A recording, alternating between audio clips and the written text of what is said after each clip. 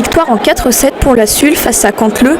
Les Lyonnais rebondissent après la défaite lors de la dernière journée de championnat à Nice. Privée de Mark McGivern blessé, l'équipe de Fabrice Chalandard est dominée dans la première manche. Canteleu s'échappe au score mais Lyon résiste.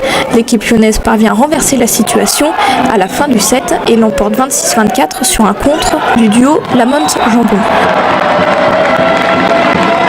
Le deuxième acte est à l'avantage de la Sul. Plus forte et dangereuse, l'équipe de Fabrice Chalandard s'impose facilement grâce à un point de Quentin Jouffroy.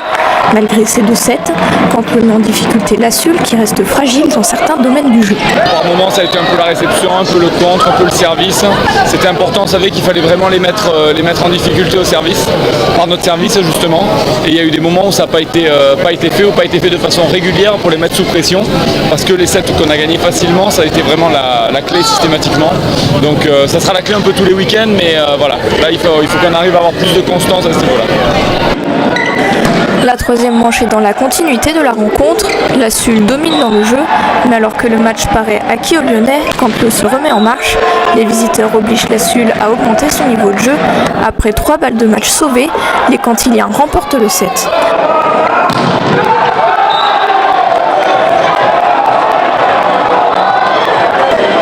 Malgré la déception d'avoir perdu cette manche, Lyon reste concentré.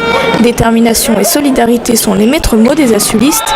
Emmené par son capitaine Julien Anton, la Sul prend les devants au score. Logiquement, les Lyonnais remportent le match. Ce que je retiendrai, je dirais, c'est la performance globale de l'équipe.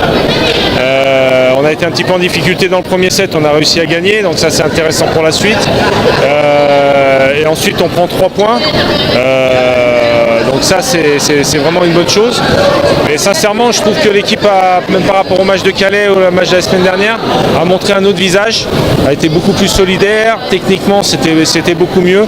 On a encore des secteurs de jeu qui sont un petit peu défaillants, mais on travaille dessus, on a pu le voir ce soir. Et dans l'ensemble je suis satisfait de la performance de l'équipe.